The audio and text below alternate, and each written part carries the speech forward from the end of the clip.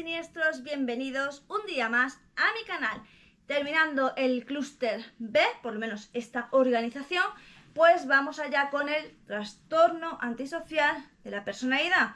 Y bueno, aquí podríamos meter a los sociópatas, pero no a los psicópatas. De todas maneras, dentro de psicología, el cómo meter la psicopatía es un poco complicado. Sin embargo, yo por lo que llevo estudiado, llevo visto y sobre todo tengo que reconocer, a lo que más cursos he ido ha sido sobre psicopatía porque me interesa bastante.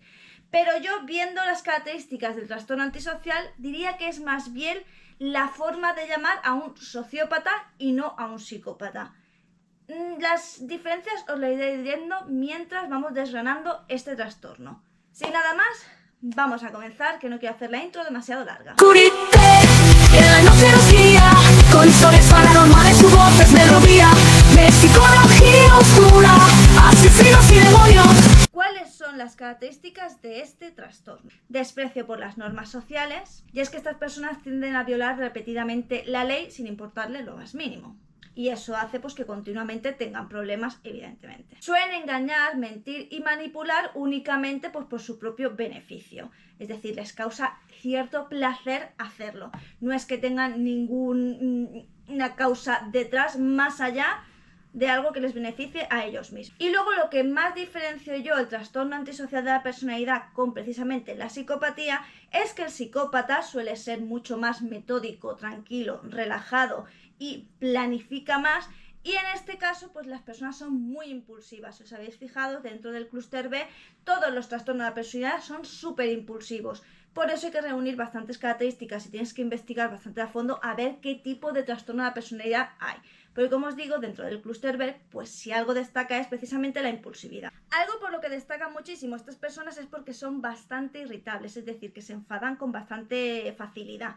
Estos enfades hacen que no solo se produzcan, por ejemplo, agresiones verbales, sino también son mucho de agresiones físicas, y es que les cuesta controlar bastante, digamos, esa explosión de mala leche. Así que es bastante normal pues, que tengan agresiones físicas, ataques y este tipo de problemas. Otra cosa que les suele ocurrir precisamente debido a todas estas cosas es que, bueno, pues no tienen una responsabilidad consistente, es decir, que no suelen ser constantes ni en sus estudios ni en su trabajo, por lo que seguramente va saltando de un estudio a otro, si no es que los abandona directamente, y en cuanto al trabajo pues no les van a durar mucho, precisamente porque el estar sometidos a un superior, pues digamos que eso ellos no lo llevan nada bien. En muchos trastornos mentales existe la falsa creencia de que la persona como que no sabe bien entre el bien y el mal.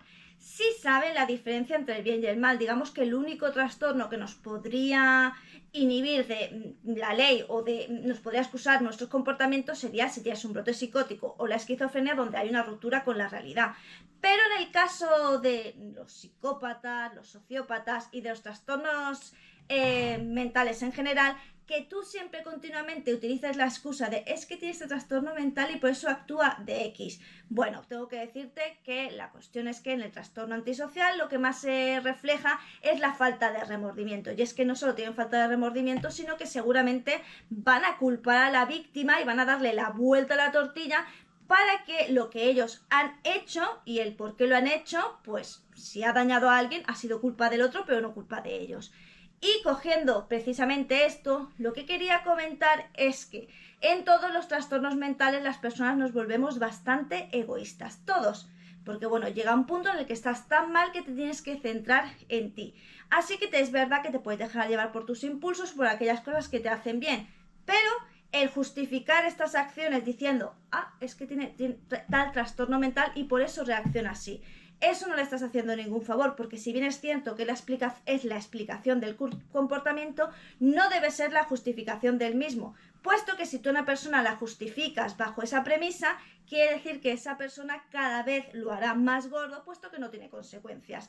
Y las personas, cuando no tenemos consecuencias, nuestros comportamientos negativos siempre van a más. Os podéis imaginar, estas personas, pues sus relaciones interpersonales son desastrosas, precisamente porque son egoístas, porque son dañinos, porque no tienen tienen empatía, solo miran por ellos mismos, así que evidentemente sus relaciones van a ser siempre un desastre. Y como siempre, ¿cuáles son los factores de riesgo? Ya sabéis, lo hemos hablado en otros vídeos, que evidentemente hay un componente genético, y es que si alguien de tu familia, sobre todo más directo, tiene este trastorno mental, es posible que tú en el futuro lo llegues a desarrollar. Por otra parte, tenemos los factores ambientales, que es algo así como la crianza. Si en la crianza ha habido abusos de algún tipo y te has visto expuesto continuamente a delincuencia y a violencia, pues es bastante común que llegues a desarrollar precisamente pues este tipo de trastorno. Os tengo que decir que de nuevo las situaciones de violencia, de desamparo, delincuencia y demás no solo te pueden llevar a este trastorno, sino como hemos visto te puede llevar a otros. Pero concretamente este es cuando se viven situaciones de violencia. Como os digo, como no hay, digamos, no se ponen de acuerdo, ¿vale? En psiquiatría y psicología no se ponen de acuerdo en decir si el trastorno antisocial es sociopatía, psicopatía, ambas cosas. Hay ahí, yo ya os digo, lo diferencio en el tema de los impulsos. Lo que sí es cierto es que tanto en la sociopatía, trastorno antisocial de la personalidad, como en la psicopatía, se ha visto que hay ciertas anomalías en el cerebro que hacen pues que ciertas zonas que deberían usar para el raciocinio, para el buen juicio, pues digamos que en estas patologías no se aprecia, o sea que sí que es verdad que hay ahí como un componente físico de que hay ciertas, bueno, sobre todo es el sistema parasimpático y más que nada una zona que se llama como efecto espejo, que es por ejemplo cuando tú estás viendo que alguien se hace daño, imagínate, estás viendo una serie o algo, alguien se corta un dedo y tú automáticamente haces, eso es reflejo espejo y se ve que estas personas pues no lo tienen, no les funciona o hay ahí una carencia de ello.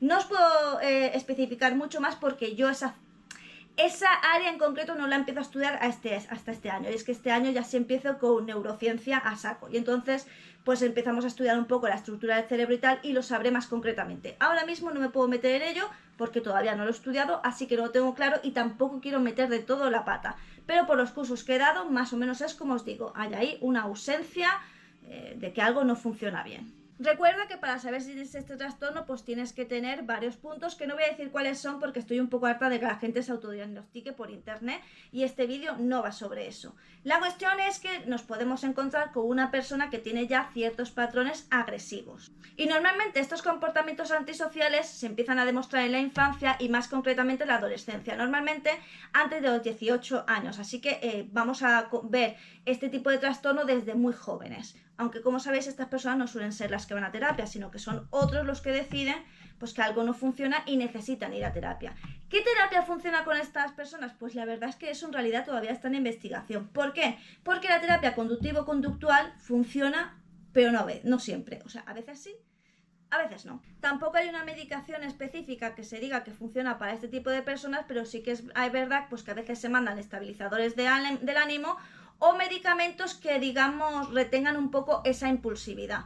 Pero de nuevo ya os digo, se pueden usar terapias comunitarias, se pueden hacer grupos, un poco de terapia conductiva, pero la verdad es que el hecho de que funcione o no todavía no está del todo clara y creo que por eso muchísimos psicólogos y psiquiatras al final escogen precisamente intentar investigar sobre la psicopatía porque, bueno, y la sociopatía porque como que hay muchas dudas al respecto de esto. Y es que durante un tiempo se pensó que si a estas personas se les mostraba, se les enseñaba bastante lenguaje emocional, serían capaces pues, de desarrollar cierta empatía que si no venía desde dentro, sí, al saber leer el lenguaje corporal, bueno, el lenguaje emocional, eso les ayudaría pues, a interpretar las emociones y saber si lo que estaban haciendo podía dañar o no a la persona. Pero esta terapia tampoco fue en absoluto, digamos, productiva porque lo que ocurría es que en vez de interpretar las emociones e intentar ayudar al prójimo, lo que hacían era usar ese conocimiento para seguir de nuevo manipulando a la víctima. Y es que, como os digo, ellos saben la diferencia entre el bien y el mal, pero digamos que es una línea que les da bastante igual cruzar, ¿vale? No es como tú o una persona normal que no tiene este tipo de trastorno, pues que normalmente siente como cierto, ¿no? Como cierto reparo. No, en el caso de estas personas les da absolutamente igual. Por último, lo más importante de este trastorno es precisamente el riesgo que se corre de hacer daño a otros e inclusive a sí mismos, aunque más a otros. Siempre está este componente de comportamientos agresivos. Si bien es cierto que se ha comprobado pues que a partir de que van cumpliendo la edad, por lo visto, a partir de que se van haciendo adultos, pues esto va disminuyendo en la mayoría de los casos, no en todos, por supuesto. Pero bueno, es un trastorno que a día de hoy se sigue investigando y al igual que todos los trastornos anteriores son crónicos. Es decir, que si tú tienes un trastorno de la personalidad es patológico, no tiene cura y si bien vas a poder llevar una vida normal, sí que es verdad que en la mayoría de los casos vas a necesitar terapia y medicación por el resto de tu vida y no pasa absolutamente nada porque hay otras patologías físicas como es una diabetes o una hipotensión o hipertensión y nadie se raya porque tenga que tomar medicación. En este caso es exactamente igual. Tu personalidad se ha vuelto patológica porque durante tu infancia y adolescencia sufriste una serie de sucesos que te marcaron y bueno, desarrollaste esa personalidad que si bien es enfermiza, que está mal dicho, sería patológico, bueno, pues se puede ir reconduciendo y se puede llevar una vida totalmente normal. Más adelante hablaré de otros trastornos mentales también que se dan mucho en la actualidad, pero bueno, vamos a ir desgranándolos poco a poco. Además vamos a ir juntos por este camino de de lo que es los cursos que yo hago, los estudios que tengo. Poco a poco os voy informando de aquello que yo voy aprendiendo. Así que si durante un tiempo no hay vídeos de psicología, sencillamente va a ser porque estoy aprendiendo y no puedo aportar nada nuevo al canal, pero ya sabéis que aquí hay vídeos de todas las temáticas y que sabéis que aquí como buena gótica, ¿qué es lo que le gusta a una gótica? El terror psicológico y la psicología, porque no hay nada más terrorífico que tu mente y no hay, es que es como una pesadilla. Lo que te puede hacer tu mente yo creo que ni la peor película de terror lo puede llegar a hacer. Sin nada más, recuerda que aquí nos vemos todos los días, ya sea en vídeo, directo o short. O sea que si tú no me ves antes, real es porque tú no quieres. Recuerda que te puedes hacer miembro del canal a partir de 1,99 y me ayudas a seguir creando contenido, a que yo siga pudiendo estar aquí compartiendo con vosotros pues aquellos conocimientos, pocos, muchos o regulares que tengo. No te vayas sin darme un me gusta, compartir y suscribirte. Y bueno, yo no tengo nada más que decirte salvo dos cosas. Primero, que si quieres un vídeo de algún tema y está en mi mano porque tengo conocimiento de él, no olvides pedírmelo en los comentarios y yo lo haré más pronto que tarde. Y también solo me queda decirte adiós.